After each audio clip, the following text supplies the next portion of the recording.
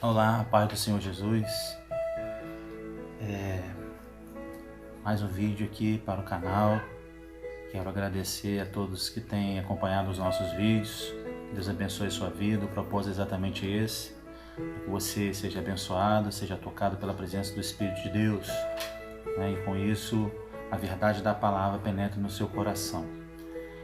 Hoje eu vou falar sobre um assunto um tanto quanto que põe medo em muita gente, né?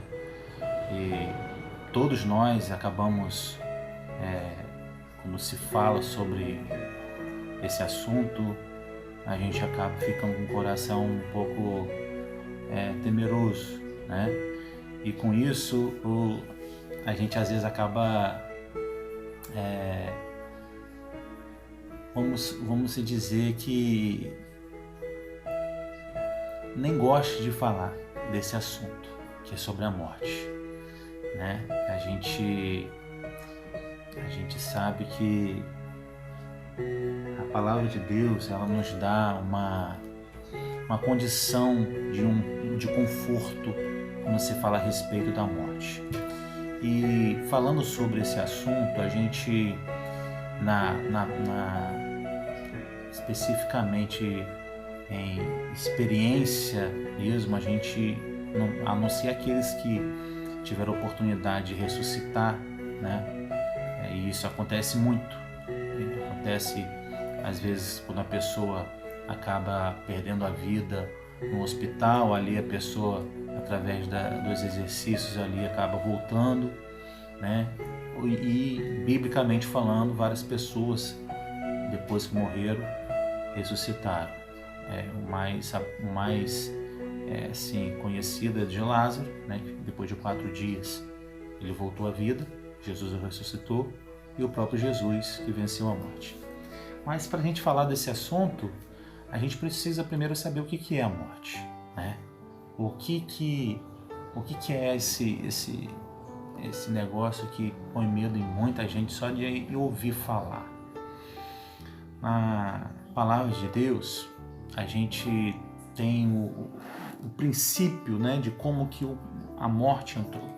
Lá no livro de Gênesis, capítulo 2, versículo 16 e 17, diz assim, ó: E ordenou o Senhor Deus ao homem, dizendo: De toda a árvore do jardim comerás livremente, mas da árvore da ciência do bem e do mal dela não comerás, porque no dia em que dela comeres, certamente morrerás. E o Senhor Jesus falou isso exatamente para a sua criação maior, que foi o homem, né? Não era para tocar, né? Que quando tocasse, certamente morreria. Mas a Bíblia nos mostra que quando isso aconteceu, Adão não morreu de imediato, né? Ele não morreu de imediato. Então o que aconteceu? Que morte foi essa? Que morte foi essa que Adão, né, acabou sendo participante? Primeiro, existem 3 tipos de morte. 3. A primeira morte é a morte física, é essa morte que todos nós conhecemos, que todos nós tememos, que é a morte quando há a separação da alma do corpo, quando se desprende do corpo. Essa é a morte física, essa é a morte que todos nós conhecemos, né? A segunda morte é a morte espiritual, uma morte em que a pessoa acaba não tendo mais ânimo, acaba não tendo mais prazer, não tem temor mais a Deus e acaba não tendo mais força, por mais que a pessoa ainda esteja viva fisicamente.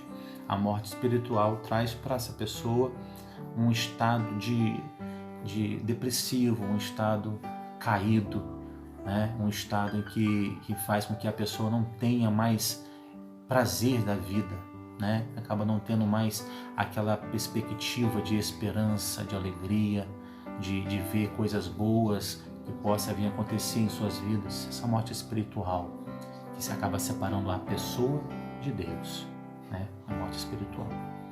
E a terceira morte é a morte em que ainda vai acontecer, que é a morte eterna.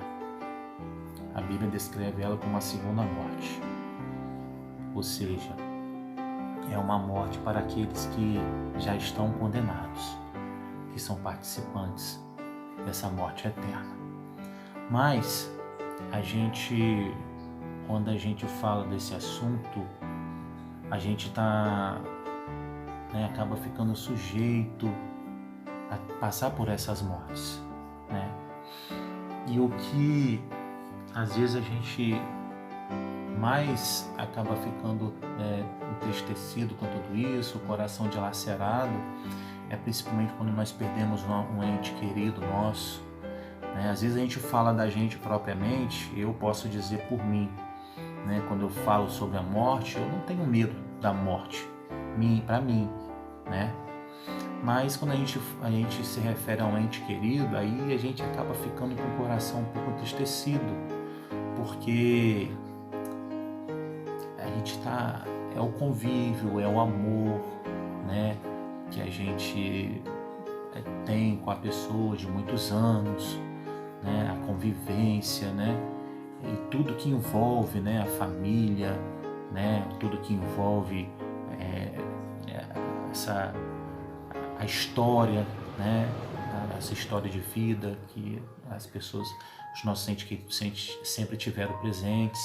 Então, quando a gente fala sobre a morte, a gente não se refere somente à nossa vida. Claro, tem pessoas que temem a sua própria vida, né? E até a própria Bíblia fala sobre exatamente isso, né? Quando lá em Jó, né, capítulo 2, versículo 4, ela fala assim: pelo pele por pele, tudo quanto o homem tem dará pela sua vida. Ou seja, tem pessoas que temem tanto a morte de morrer que, nossa, tudo que colocar ali para a pessoa tentar se livrar dela naquele momento, ela vai dar, para não ter que, né, morrer. Mas qual a esperança disso tudo? Por que eu digo que eu não temo mais a morte? Porque todo esse tipo de morte que existe, né, tanto física quanto a espiritual e a segunda morte, o nosso Jesus venceu. Todos eles. Venceu enquanto ele estava vivo, quando ele ressuscitou pessoas. Venceu, né, depois que ele morreu, ressuscitando. E a ressurreição do Senhor Jesus foi diferente dos outros que ele ressuscitou. A ressurreição de Jesus deu a ele a condição de ser a primícia dos que dormem, ou seja, é uma ressurreição para nunca mais morrer. Os outros que ele ressuscitou voltaram a morrer, mas ele não. Ele ressuscitou para nunca mais morrer. Então, e por isso que hoje ele vive para todo sempre, porque ele venceu a morte. Ou seja, a ressurreição do Senhor Jesus é a morte da morte. Então, para aqueles que estão em Cristo Jesus, não tem mais o que temer. Se você teme pelo um ente querido ou até mesmo pela sua própria vida, por isso que é importante a pregação do Evangelho.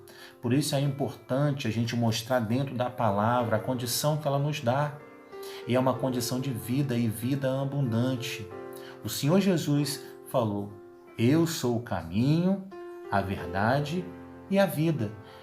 Ele usa artigos definidos. Eu sou o caminho, a verdade e a vida. Ou seja, ele é o único.